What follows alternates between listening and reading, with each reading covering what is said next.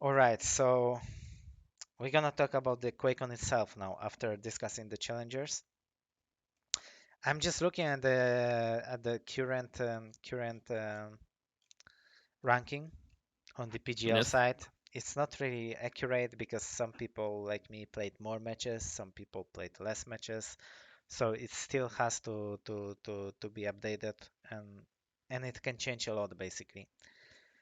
I'm just speaking from my point of view. I got 3 matches left, and I don't think I'm gonna make top 8, so I'm probably gonna play in the group stages, which is also interesting because looking into the group stages. Okay, so we got Group A, and Garpy is already there. And then Yeah. what we will have is like the NA qualifier, which is going to be The hang. effortless Davis or the Hang. Then we got QPL seat 16, so it's already easy to calculate that it's gonna be Huron. Wow. Well, he said it himself. He's not gonna be angry about it, but it's true. He's gonna be the 16th seed. Would you be surprised if if someone beats him to that spot? No, I think he's fighting too hard for it. Agreed. He's really giving his best every single Saturday. He's making sure that it's 0-3, man. Yeah. It never And goes. sometimes, Sometimes by accident he may be yeah, gonna win map, but it's his opponent needs to fuck up badly. But he's doing that job way too well. but what I'm gonna tell you that if he's managed to go to QuakeCon, which is in Dallas, and he because of the situation in his country, it's really super hard for him to leave. I know that he has to like submit a lot of letters to the Yeah. government, and it's especially at his age, it's super hard to leave the country at the moment. But I know that if he managed to go to QuakeCon to the LAN, he gonna actually start to practice hard, and the story gonna be different already. And then people will actually, I think, they will be sad that Hron is in their group. I think. I really think so. I think Hron can improve shit tons, to be honest. It's the same in the last one, right? Because he came from qualifiers in the last ones, and then he Yeah, placed what top? I don't even remember. I have to check because he yeah, played really well in the last. Even though he was playing from online, but he still, yeah, he got top 8. Like he yeah. came from challengers and he placed top 8. Hmm. Because Ron, when he goes to big lands, he usually places very, very well, and people don't expect it. Hmm. He's very underrated in that sense. The thing with him is he's super stable mentally. He's super calm. Yeah, He barely tilts. That's why I really like to play 2v2 with him. There is no weird tension. There is no like bad feelings. You know, I'm also not really tilting as much when I play with someone and when it's 2v2. So I think that's why it's super nice to play with him. And it's same in Jul. He doesn't really like tilt a lot. Even now when he's losing and he's out of the shape, you don't really like see him feeling bad about it or anything like that. He's still smiling, he still does his thing, and he enjoys the life. And I think that's the right attitude. yeah, he's very chill dude, very nice to play with, and he doesn't tilt. And he has a good railgun, and he has a Yeah, wide hero pool, so he plays like a lot of scale. He can play good clutch. He plays tanks, lights, and mediums. yeah, he plays everything, and he has a pretty good idea of the game as well. He has a good game plan with any hero. He approaches the game in a very simplistic way, Hmm. and I think because like people when they go to LAN, usually the level goes down a bit Hmm. for everyone Hmm. due to nerves and due to pressure, and you're not as comfortable as you are home. But Hmm. Ron, when he goes to LAN, he plays the same. That's why I think his LAN results are usually better because he Hmm. usually plays the same or better. Yeah, That's true. very rare. Okay, so if we look at Group A, it's quite easy to predict because we got Garpy and a qualifier. Let's say the Hank not gonna participate, so I would Sad. assume that it's effortless. So we got effortless, we got Garpy, we got Hron, and then we got QPL seed 9. And I'm just thinking, if it's possible for me to get 9 seed, I think Uh, it is. it kind of is, but If you know, I'm if gonna win my next matches, I think I will actually end up on a 9 seed. if you win your next matches and finish with 7 wins, it's also likely that. Dramis and Maxter end up with 7 wins, and I think Dramis beat you, Yeah, right? and Maxter And beat me. Maxter, yeah. So you kind of end up on like actually 11th seed. Oh, 11 seed then. Yeah. I kinda don't remember. Uh, Although I don't think in QPL that it direct confrontation matters, right? Because I think it just goes from match winnings and then maps. I think first is like wins. Yeah. And then I think it goes straight to maps instead of direct confrontation I of any think kind. then it goes kinda to like money, I think, I don't think it which even. equals maps, right? Yeah, yeah, it's map wins. So Which you're equals actually ahead of maps. Dramis and map and Maxer in map wins because you have Okay. two less games than Maxter, two less wins than Maxer, and only two map wins less. Mhm. So I think we should kind of be able to beat Dramis and Maxer Okay, and so be able to get ninth place. Actually, it can be me. it can be you versus Garpy and Effortless Davies or the Hank And and Ronald. Ron. Okay. So now, where was that? Where am I? Okay, I'm here. Group B. It's CNZ, South American, So so it's it's gonna Yup, be up. And then we got QPL Seat 15, which is gonna be SIB, right? likely Steve at this point, yes, Okay, or so we got Saigib. Depends how the game between each other goes. they both I think they've already played. yeah, they are on the same like map win lose ratio, Yeah, but Psyjip has 2 wins already. yeah. I think it was versus Sib actually. So Okay. So Sib to even match Psyjip, he would have to win one more match, whole match. yeah, Okay. All it's right. not easy. So let's say it's Sib. So we got CNZ, Yup, Sib, and then And then C10, which would likely let's be say it's Dramis or Dramis. Maxter. Yeah, let's say it's Dramis. Group C is Baxter EU qualifier, which is, for example, Sparty, QPL seed 14, which is Psyjip, and then seed 11, which is Maxter Dramis, right? Yeah, Man, this is that's that's so easy stacked. to so easy. Yeah, but this one is taxed. Baxter, it's like Sparty, it's like Psyjip, and it's Maxarito. I don't even know where I would like to be in which group. I Yeah, really don't because care, I I think. I think the group C is the most stacked group because you have Sparty there, who's Hmm. already been in QPL. Hmm. But Group B, you also have CNZ, who's already been in Hmm. QPL. The others groups, like Group A and Group D, I don't think the QPL guys would mind playing either Garpy, Effortless, Celts, or then the King much. But Hmm. going versus Party on CNZ, it's Yeah, I think it's hard. CNZ gonna be super hard. I think Yeah, CNZ gonna be super hard. We got Group D. It's Cults Dandaking already. We got two of them. And it's gonna be difficult. I think Dandaking will be super difficult to land again. And then we got 13 and 12 seeds, so it's probably gonna be someone like, probably Toxic Chain or Toxic Psygib. yeah, yeah, yeah, something like that. So, Toxic Chain, let's say. Okay. And now I want to look into the bracket. So we got like top 8 is seeded basically. Yeah, What I really think, like, it's bad to play group stages, and I wouldn't really like to play group stages because it makes some pressure on you. It also depends, right? Because if we know that there is like another QPL season, because we still don't know, then it's worth to like really play good and and try to qualify and stay in the QPL. So it kind of like make some pressure on yourself. But on other hand, you got like one extra day of like official games and actually playing. So if you manage to qualify to the bracket, you kind of already know what are the PCs, what are the conditions, if the yeah, they're already server, used to the feel of the game if on the land servers under are pressure. working or they are not working, it's like those kind of things. And Okay. do you think out of all the groups, any of the qualified people have a chance of making it to QPL? Yeah.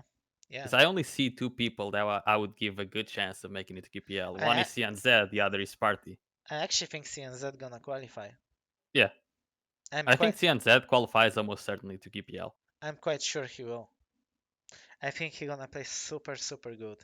You know, it's like also hard to say because I think when you are actually participating in QPL, it even if you don't really, if you even if you are not willing to practice, it kind of pushes you to stay in the shape because you got Yeah, games because every you week. play every week. So So like the you QPL pros, especially like North American ones, which when Mhm, QPL started they weren't that good. mhm. Now they are at the really good shape compared to EU challengers, Yep, yep, just because they play every week. yeah, exactly.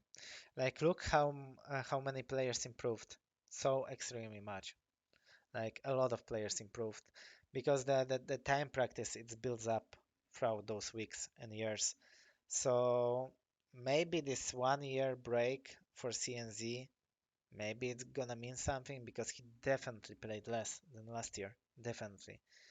But he's still gonna have a lot of time to prepare and he's gonna catch up his game, I think, like during Yeah, like 2 months prior to QuakeCon.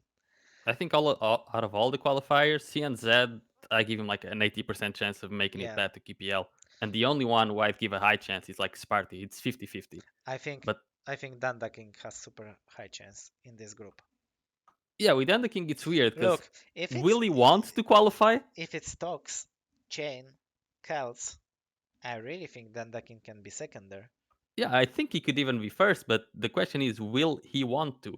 Hmm. Because if he qualifies, he knows he will have to play QPL from Australia with 250 ping against everyone, and True. he'll have to wake up at like 2 a.m. to Yeah. play the games. And that's the reason why But at QWC he didn't care much about it. yeah. But if he doesn't really want to participate, right? And if he doesn't care about participating, he doesn't care about the money, why is he even trying to qualify? This is what I don't understand. Maybe to go to QuakeCon. Just for It's a that? nice experience. Maybe. I I don't don't know. know. I don't know. I don't We know. would have to ask him. Yeah. But do Okay. you think anyone else has a chance? Like Garpy? Do you think if Garpy gets into groups, how much of a chance would you give him or Celts or Effortless or Buckster or Yup even? I think Yap can have some. I actually no. I'm gonna back my words. I don't really think Yap has a lot of chances because the thing with Yap is uh, I really think he's gonna hit less on LAN than he's hitting online because I just see how their registration works for him, Yeah. and even if the shot is far away from the opponent, it still hits. It's like I think he will have trouble like on low ping because he will be not used to it. I think aiming on lower ping is much easier. And especially not aiming, but like I mean, people will hit him a lot more it's much more difficult actually compared to what he's hitting now on internet. because he played versus. I'm checking at last QWC and he played Buckster and he lost 2-0 versus Buckster, Hmm. and then he played Psygib and he got demolished by Psygib as well. Yeah. So not great for him, but it was his No, first I really experience. think CNZ and Danda King have the most chances here. I see. Okay, where's okay? 11th is here. All right. Okay. Anyway, look into the bracket.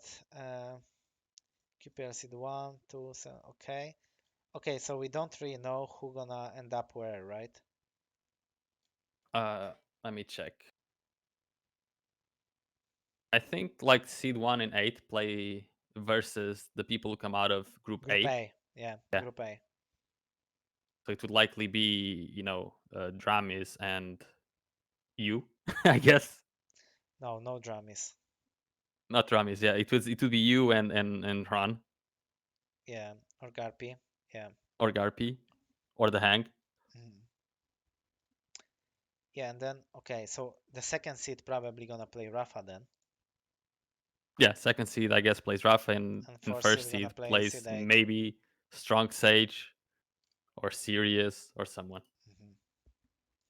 Okay, and seed 10 is in Group B, so it's CNZ, it's YAP, 15 is Psyjip, and seed 10. I think seed 10. Wait, that one it wants seed 5 4. Wait, which one are you looking at? Group B. So seed 10, Yeah, it might be it Maxter goes Ramis or versus me. yeah, Maxter Drummies are you, Mhm. and I think they would go versus. Let's see. Against seed 2, it's gonna be, yeah. Yeah. So against Venger, the first seed gonna play. And then against seed 7 and his double elimination bracket. Hmm. Okay, we cannot predict it like any further because it's like too much gambling now, but Yeah. we kinda know what the group's gonna look like. But okay, I heard you speaking one really interesting thing lately, and you said that okay, so the clash of styles kills and Rafa. You, we know how Rafa plays. He goes for all the items. He apply the Yeah. pressure. He kind of like goes all in for the fight. If he wins the fight, he keeps like getting control. If he loses the fight, he respawn and he just try to refrag you, right? Kilson Yeah. just stays in the middle of the map. He's doing the damage between items, and then he's taking position force on the item, and then he's basically not moving at all. So like two completely different playstyles, both very good. But you said something like when Rafa played Kilson, he kinda adapted a little bit. He didn't run map as much, and he let Kilson do the decisions. Yeah, I think we all saw him when he played them because like they played last year and Kilson won 3-0, and then this year when he saw Rafa play Kilson, Hmm. Rafa played a lot more composed. He was not as aggressive. He kind of forced Kilson to be the one making decisions, and usually Kilson when he's put on that spot is a little more indecisive and he starts making worse decisions than normal. Why would you think so? I don't think Gilson is too comfortable in being the one going for items because going for an item requires you to lose the positional advantage, Hmm. and Gilson relies on a style that uh, gives him really good positional advantage. And when he doesn't have it, he kind of struggles a little bit. So by Rafa playing slower, he kind of exposes Gilson Hmm. a bit more. And Rafa is fine with playing slower. You know, in Quake Live he plays slower. I think he does it in Quake Champions because the style that he's adapting Hmm. is the best suited style for this particular game. Hmm. So you think in Quake Champions you actually need to be aggressive? Yeah, because like if you aren't aggressive, your opponent can stack up in 20 seconds, right? Due to Yeah. the armor tiering and the abilities that Hmm. you will stack, you will spawn with more stack, and you can just get one light if your Hmm. opponent isn't denying them. And of course, denying lights is a lot harder in Quake Champions, so you got to keep going for fights so that you can keep taking the lights and Hmm. can keep Hmm. pressuring your opponent out of weapons and positions. Somehow, Kilson has made it work with the style that he has so far, Hmm. but it's really hard to do. And I think Kilson now is playing the best Quake he's ever played, Hmm. but I'm not sure how much longer it's gonna last because I think as like Rafa did, I think other top players will start adapting to him. And if he Okay. doesn't evolve, it's gonna be harder for him. Okay. Uh, so talking about the QuakeCon, do you think Rafa or Kilson have more chance at the moment to win I it? think I think Rafa is the biggest candidate to win QuakeCon. Hmm. I don't know how like Gilson last year he had an insane run of 42 map wins and Yeah. 3 map losses Yeah. going into Hmm. Quake World Champion. This year he's already lost more maps than the whole last year. He's on Yeah. 22-8. Yeah. He's lost one series and quite a few maps here and there. He's Hmm. not looking as good. I'd say the player who's playing the second best would be Venger. Yeah. I think And I so too. think yeah, when Venger will play Kilson, I think we'll see who is the favorite to go to the final against Rafa. Yeah. Yeah. I really think Avenger improved a lot, even though he already won one QuakeCon. Uh, I I think he actually plays better than back then. I think he I actually agree. plays really good Quake at the moment, but it came with a lot of really huge amount of practice. And what I I'm think out thinking, of yeah, go for it. what I'm thinking right now about Quake Champions, it really feels like grinding in this game pays off the most out of all the Quake games. I just got Hmm. this feeling like I feel like Kilson, Venger, who really grind a lot because it adds up. Like those guys are playing hours a day, like hours. Like we see Kilson or Venger playing 3, 4, 5 hours per day. Same with Yeah, Rapha. I think it adapts. It adds up like during the weeks and months, and it's because the sound, for example, is not the perfect one, right? You need to rely more on the game sense, more on the experience, more on the situation you already experience on the map. You know you already have experience with it. There is like champions factors. There's a lot of like matchups. For example, Kilson already played like Nyx against Doom on Awoken how many times? Thousands times. And there are some players who played this matchup maybe what, 5 times yeah. during their lifetime. So I think I think Quake Champions is a lot about the grinding. I don't know what you think about that. I agree with that, and especially looking at experience, you see players like Zeneku, and who has been consistently improving since he started, and I think that's why he just practice consistently, right? Hmm. Because he doesn't practice only when he's motivated; he's putting time in daily, day after day, and he's going through all the situations. And since Quake Champions is a Quake that has, whether we like it or not, more variables than other Quake Hmm. iterations, due to having more variables, you need to have more experience to more situations, and you only do that if you play a lot more than in Quake Live. Because in Quake Live, you have one champion and no abilities, right? Hmm. You can go through all of the possible situations with just like 4 hours of practice a week. In Quake Champions, you need like 30. Hmm. True. Okay, just jumping a little bit. What do you think about Raisy lately?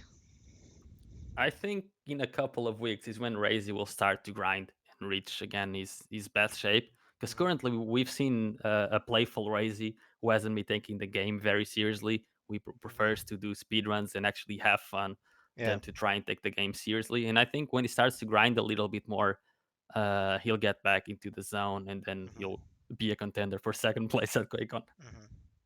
I'm super impressed how well is Zanaku playing and Yeah, how good is he doing because when I'm looking at his game, it's like because okay, so let's say you're watching the demo and you don't know who is playing. Like if I seen like the demo of Zanaku, I would like after 10, 20 seconds can straight away say it's Zanaku. I think his movement is super sloppy. Like it's extremely sloppy. He's missing the jumps. He's like, hitting the walls. He's like not really able to like move like on the map. But except that, he's like just doing really, really good ABC game. yeah, Like super good timing. He's like basically he's just a bit worse version of Rapha, I would say, because he's like, doing everything the same. Like he's running the map the same. He just like, even though you wouldn't say that Rapha mechanics are super good, but I would say they are better than Xenakus. yeah. I think Zeniku is like a 75% version of Rafa right now. Hmm. And the thing I like watching the most about Zeniku that I think eventually, when he improves a lot more, can actually make him stand out from Rafa is that for me, when I see him play, he never gets caught off guard. He plays as if he Hmm. has perma wall hack. He's really good at maximizing the damage output. When players going from one little route to another, he'll just switch to the machine gun for one Hmm. second if he has to, or spam a Hmm. little bit Hmm. of nail gun. He's really good at keeping track of the Hmm. opponent. What I really like about him, and it's also a bit different than Rafa, I think he really tries to survive a lot. He's Yeah, never he gonna values give his you life. he never gonna give you an easy frag. This is also really good side of his, I think. Yeah, especially like because even if you are 1 HP Hmm. and you still have a rocket launcher, Yeah, if you camp with it, if you just press back, since the frag is so easy to get for the enemy, he will almost certainly push onto you, and then Zanek could just punish it with 100 damage. yeah, And trading 1 damage for 100, even if you lose the frag, it's super you are good. Yeah, maximizing that damage. especially on some maps, let's say on Deep Embrace, I've seen him many times being super low HP, and then like going like between those like twin bubbles on the first Yeah. floor, getting green and just like escaping from the opponent.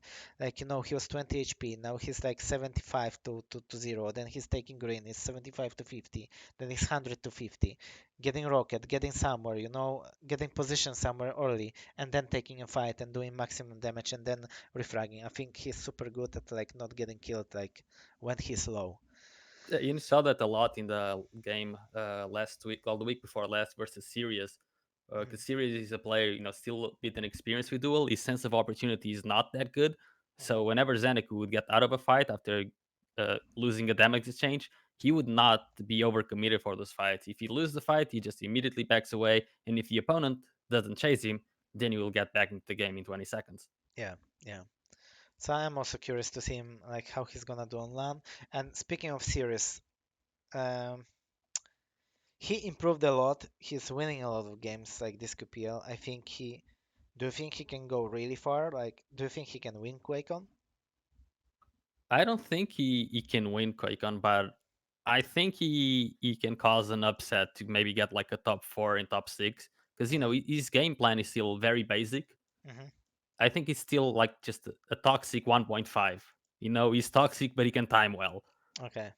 because he still doesn't really know when to push, when to get out, Hmm. or advance things of how to rotate items properly. But I think he's playing since he's playing consistently now and Hmm. actually actually putting the time in. He's Hmm. improving a lot, and given that his aim Hmm. is really really good, he does not need to do anything to advance. We can just think back in Quake Live. We had strengths. He Hmm. had very little depth to his game, but because he Hmm. played the basics and he played them really well, Hmm. he was always like a top 4 contender on any LAN. Yeah. Yeah. Okay.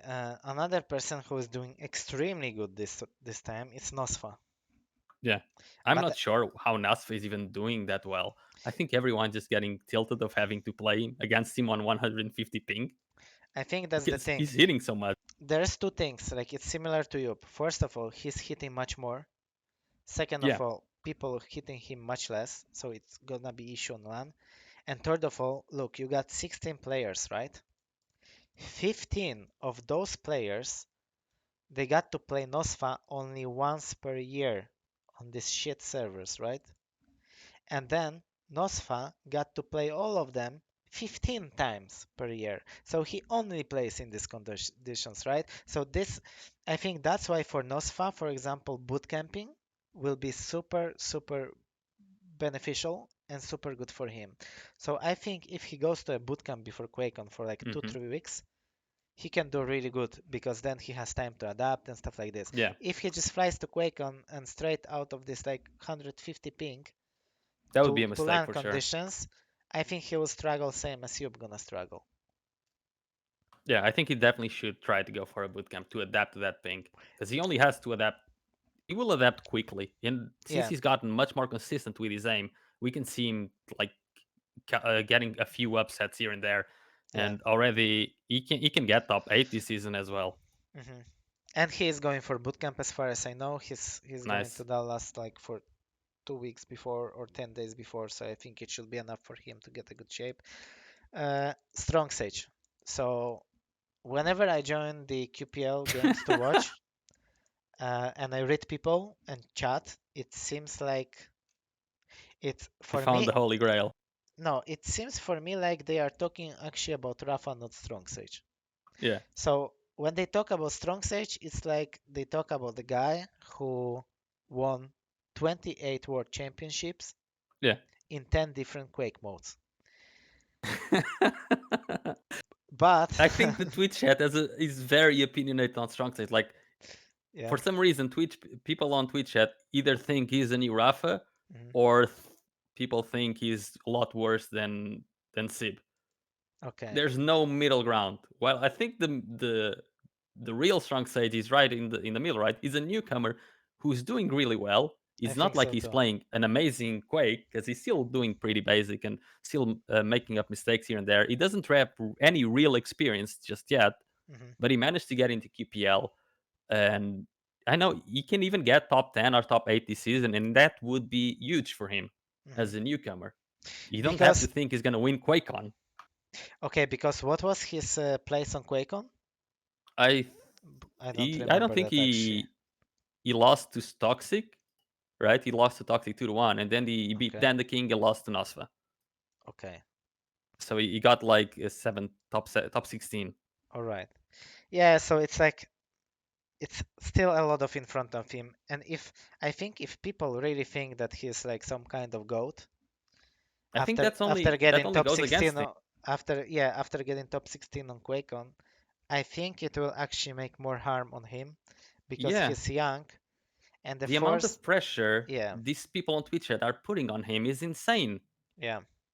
I think so too because he's super young and if he's gonna face some trouble on LAN, it will instantly get to him, I think. It will break him Yeah, completely if he yeah, loses the first game on LAN versus someone who, like, imagine if he has to play groups and he loses versus C and Z or someone yeah, who comes from groups. He will break instantly because everyone is trying to make him think he's going to win QuakeCon, and yeah, yeah.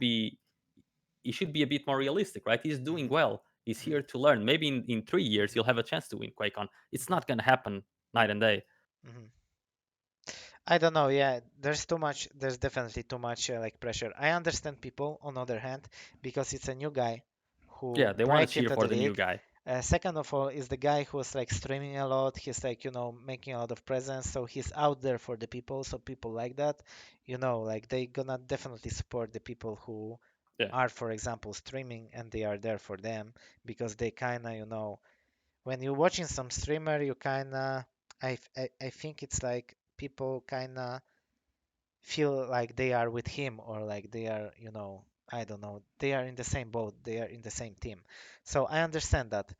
Uh, it just they need to remember that it apply a lot of pressure on him. And second of all, I understand that because people who are watching Quake and they are like watching streams, I don't really think they playing, or if they are playing themselves, they are just playing some FFA like very rarely and they yeah, don't very really casually. because watching something and playing something is much different. Let's say I'm watching now football game, right? And I don't know, whatever, it's like Real Madrid against Barcelona, right? And I'm like, and then, we talk and I'm trying to convince you why the fuck Barcelona lost and what their like sniper should do, Like the fuck do I know about football if I'm only watching it in the TV? Like how can I advise or how can I, how can I even think? I think the depth in the sport is much bigger than I can even think of. So people also don't realize simple things. For example, when they're watching stream, right? They need to understand that the sounds they're hearing is not the sounds that player hear. Many time you're gonna join the player's stream and you hear things and he doesn't hear it.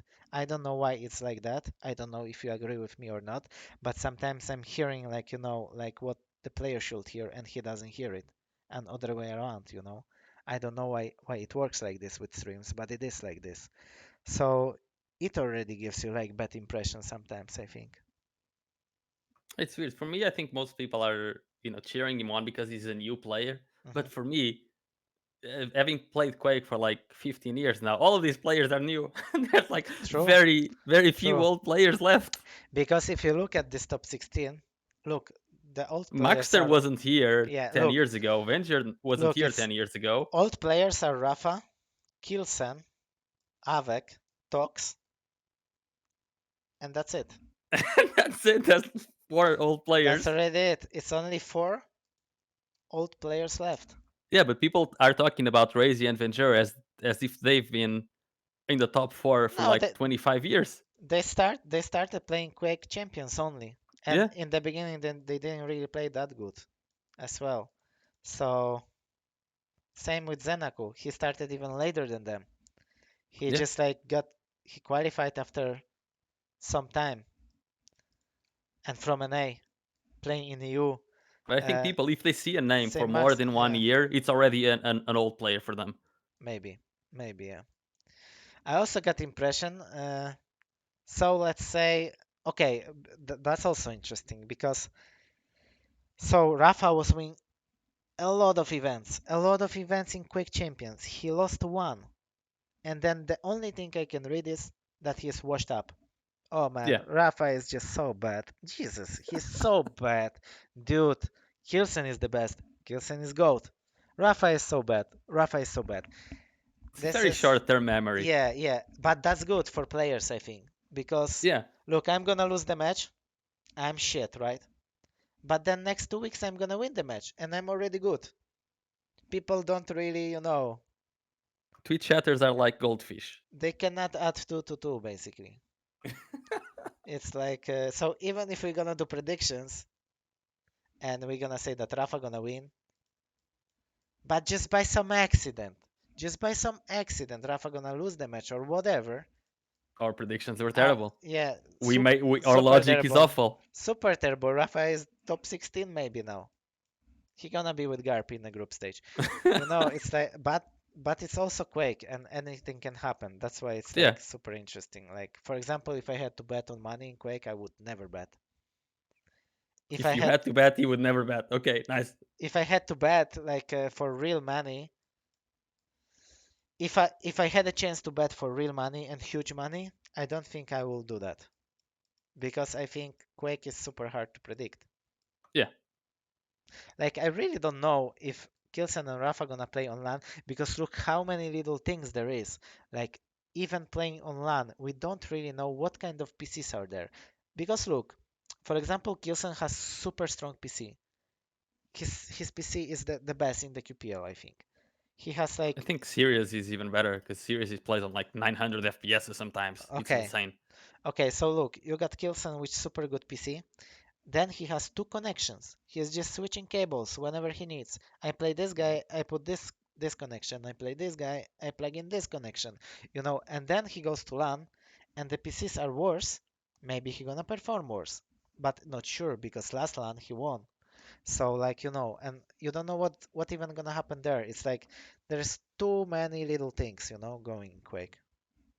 Yeah, I think it's easier to predict once like the we see them play for a couple of days. But Hmm. regardless, the logic that we're applying here, we're not really going for the predictions. We're just Hmm. explaining the logic of why we're predicting the things that they are, and the logic will apply. There's always some Yeah, variables, but the logic is sound. yeah. It's like it's a little bit like poker. You need to go with some basic, which is gonna be like better long term. And I think also that's the approach of Rafa when he plays. He tries to make a right decision no matter what. What I really like about Rafa, for example, if he's winning two frags and it's like 1 minute left, and he has a chance to go for Mega and fight for it, and he knows he gonna win, he gonna go there. There's a lot of Yeah, players who are not going there because they want to defend this lead already, like two frags. It shows that Rafa is always taking decisions because he thinks this decision is the best, yeah. And what happens to those players that sometimes the opponent gonna take the mega, and he and then make he a might comeback. win a fight. Yeah, Yeah, he might win a fight at like 9:30, and then he only has to get one frag, and you're screwed because you went passive too yeah, early. yeah. But Rafa, he keeps going at it, no matter what. Yeah, I remember what I wanted to say also. So, what do you think about this? Because we got Rafa and Kilson, and for example, whenever Rafa kills someone, he doesn't really try to force the respawn. Instead, he's going for resources. So he's going for greens, he's going for mega, heavy, whatever, taking the position. Kilson always go for a spawn frag or a rail or whatever, and sometimes it feels like he's wasting like a lot of time. Because Rafa has a time to go for an item, and sometimes Kilson gonna be late for an item, but he gonna be in time to make at least damage on this item and like stop the guy from going to another item. Like, did you ever thought about that? I think it just comes down to what they play, because Kilson doesn't care about taking the item. He just Hmm. cares about getting a frag. And Hmm. Rafa, he doesn't really care about getting the frag. He cares about being in a better resource management position than his opponent. So if he doesn't take a frag just because he's taking items, it means that resource wise he's still doing better. He's still rotating Hmm. the items better, and he'll just go for a damage exchange next. I Hmm. think in Quake Champions, I think Rafa's approach is the best, but it's I think the difference between them are purely stylistical. Hmm. Okay. Now, Maxter did super good. last last Yeah. QuakeCon. He was third.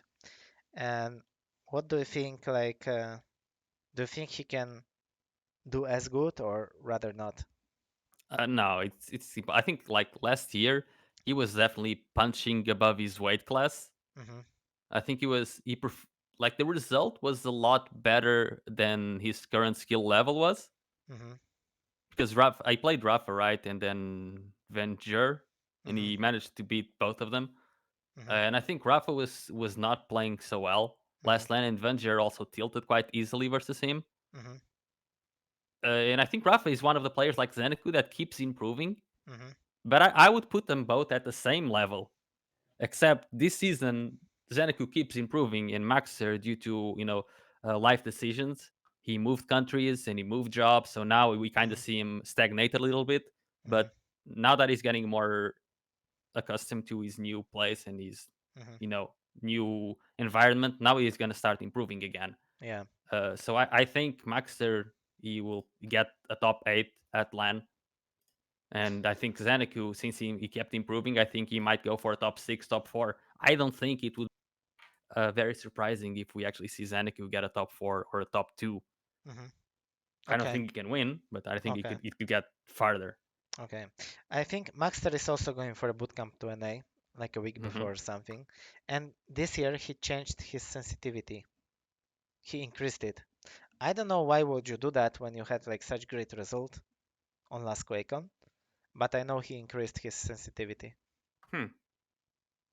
Yeah, I'm not sure. I think like changing environment might have messed with his head a little bit because he probably wasn't having such great results Hmm. when he moved. Hmm. So he just wanted to spice things up a bit. I'm not sure if it will affect him much, Hmm. but we'll see. I think he's improving a lot, and I would be surprised if Maxter doesn't place top 8 at QuakeCon. Hmm. Anyway, I wanted to jump back for a second to Strongsage because yeah, we spoke more about what people think about it than what we think about him. Hmm. I really think like this whole hype can like harm him a little bit, Yes. but I'm also super excited to see him play because he also has like really good champion pool. So for example, I think he has the best clutch in QPL at the moment. I really think so. So whenever he wins that coin toss, right, he has a chance to pick clutch. He can play like for example Awoken, he can play Deep Embrace, he can even use it on Ruins or Veil. So it already makes him super dangerous. If he masters clutch really a lot, he can be always taking him up with it, you know. Now is the matter of how tanks gonna work on LAN because Yeah. sometimes it's like so it was very often like we checked some champions online, right? For example, Anarchy was super strong online, and then as soon as we got to the LAN, he somehow like getting weaker. And same happened to tanks, same happened to squishes, and you kind of figuring out the game like from the scratch like on LAN. So if this doesn't change a lot on LAN, I think he might do good. I think if this changes a lot, I think he will struggle a bit more. I think it will change a lot. I think tanks always get weak on land Hmm. because since there's no ping difference, it's easier to hit against you, right? You can't dodge as well. And being a tank, Hmm. if you already can't dodge as well because everyone's hitting harder, you have even less of a use. Hmm. And I think I disagree with you about Strongsage being the best clutch. I don't like the way he uses clutch, just only due to how he uses the ultimate. Whenever he uses the Hmm. ultimate, he just uses in a fight, and he usually keeps the fight at mid distance.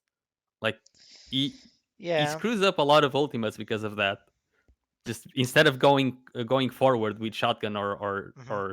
rocket, he just keeps it at mid distance and goes for a random LG fight. Hmm. True, he does, but I think he's super good with his movement on clutch. But that doesn't the And movement mostly come from exploiting the mouse wheel? yeah, but Will well, that be keep getting allowed? I Because I don't know. remember you guys had like a gentleman's agreement in Yeah, QPL not to yeah, use the yeah. mouse wheel, but he wasn't in QPL when you guys did it, Hmm. Hmm. so he keeps using it.